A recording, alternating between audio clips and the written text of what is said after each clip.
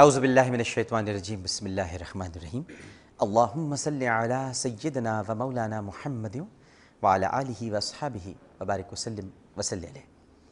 السلام علیکم ناظرین، پروگرام عالم اور عالم کے ساتھ عامر لیاقت حسین حاضر خدمت ہے۔ ناظرین کرام، انسانی جسم کو جس حد تک تکلیف دی جا سکتی ہے یہ اس سے زیادہ برداشت کر سکتا ہے، اور جس حد تک برداشت کر سکتا ہے اس سے بھی زیادہ تکلیف دی جا سکتی ہے۔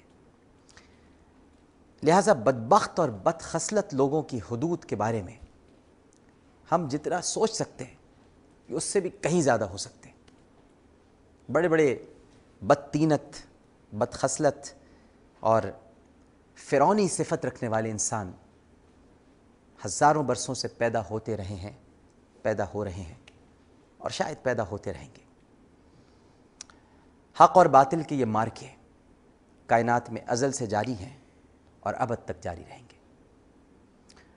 ابھی کچھ عرصہ قبل ایک ایسا ہی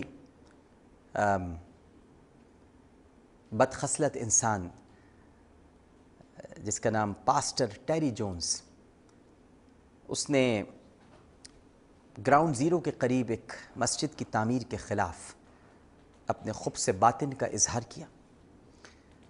اپنے اندر کی نفرت کو اس نے باہر اگلا، بلکہ اگلا بھی نہیں، یوں کہنا چاہیے کہ بغض و عداوت کی الٹی کر ڈالی، اور ببانگ دہل یہ کہا کہ اگر گراؤنڈ زیرو کے قریب مسجد بنے گی، حالانکہ امریکی حکومت، امریکی صدر، نیو یارک کے میئر، ان سب کا یہی اصرار تھا کہ مسجد وہاں تعمیر ہوگی، لیکن یہ ایک ہوتے ہیں ظاہر ہے کہ سیدنا مسیح علیہ الصلاۃ والسلام کو ان کی مخبری کر کے انہیں سولی تک پہنچانے میں بھی تو کردار جوڈس نے ہی ادا کیا تھا، انہی کے درمیان میں سے تھا۔ تو یہ جوڈس بھی انہی مسیحوں کے درمیان میں ہے۔ مسیحی ایسے نہیں ہے یقیناً، لیکن یہ انہی کے درمیان میں یہ کھڑا ہوا اور اس نے کہا کہ اگر مسجد تعمیر کی گئی تو پھر میں قرآن جلاؤں گا، معاذ اللہ، اسے نظر آتش کروں گا۔ مسلمانوں نے اس کا جواب اشتعال سے نہیں دیا، دینا بھی نہیں چاہیے۔ اشتعال کا کسی مسلمان سے کوئی تعلق نہیں ہونا چاہیے۔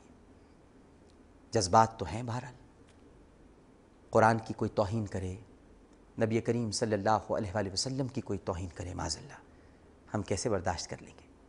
بجھی عشق کی آگ اندھیر ہے، مسلمہ نہیں راکھ کا ڈھیر ہے۔ تو یہ عشق کی آگ تو بجھ نہیں سکتی۔ رد عمل بھی ہوا، بیانات بھی آئے۔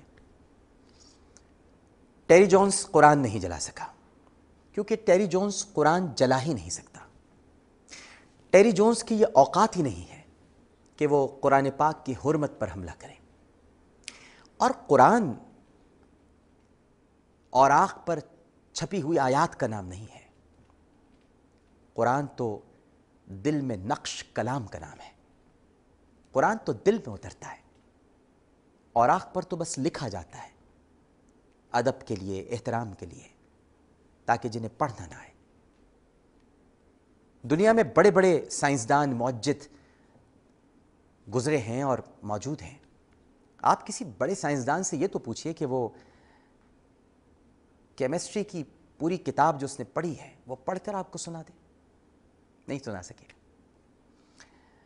آئنسٹائن صاحب اب دنیا میں نہیں رہے موجود، E=mc²، لیکن اگر آپ ان سے دریافت کرتے کہ اس پورے فارمولے کے پیچھے آپ نے جو پوری تحقیق کی ہے ذرا وہ سنا تو دیجیے، آپ ہی کی ہے، آپ ہی نے لکھی ہے، نہیں سنا پاتے۔ بڑے بڑے کتابوں کے کیڑے ہیں، اجی جناب بائبل پڑھنے والے ہیں، ڈیوٹرانومی جانتے ہیں، مسایا جانتے ہیں، نمبر جانتے ہیں، بڑی بڑی کتابیں پڑھی ہوئی ہیں۔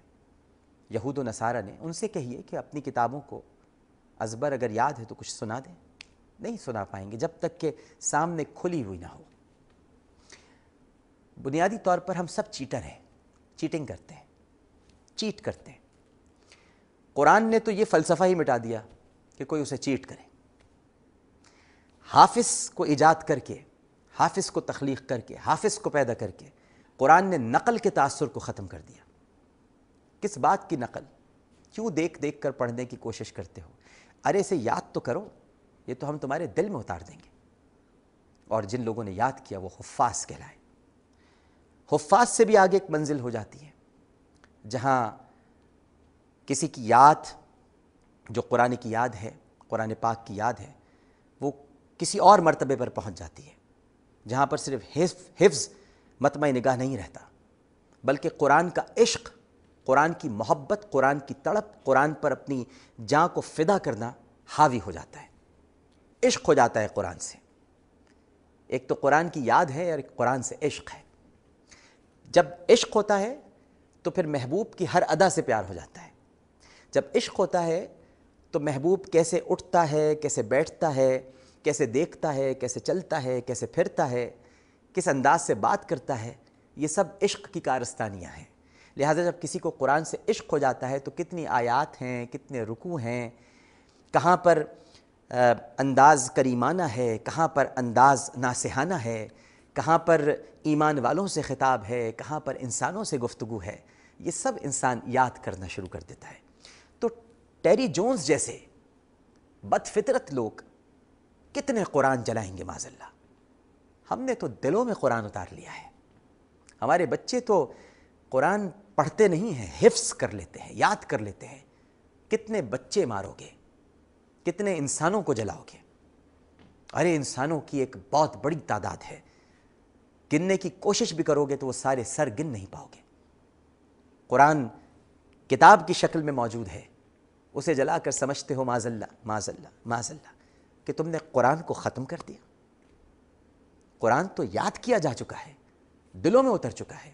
گیرٹ ولڈر جیسے ذلیل الفطرت لوگ جو رذیل ہیں، جو یہ سمجھتے ہیں کہ قرآن ایک فتنہ ہے معاذ اللہ، اور وہ فتنہ جیسی فلمیں انہوں نے بنائیں، وہ آ کر ان بچوں کو دیکھیں، ان بچوں کو، بڑوں کی بات نہیں کر رہا میں، 7 سال کے، 8 برس کے، 10 برس کے بچے جو قرآن جنہیں ازبر ہے اور وہ سنانا شروع کرتے ہیں.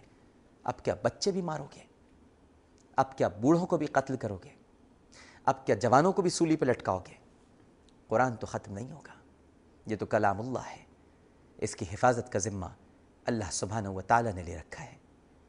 جتنی کوششیں کر لو تم رسوا ہو جاؤ گے، تم برباد ہو جاؤ گے، تم حرف غلط کی طرح مٹ جاؤ گے، مگر قرآن نہیں مٹ سکے گا.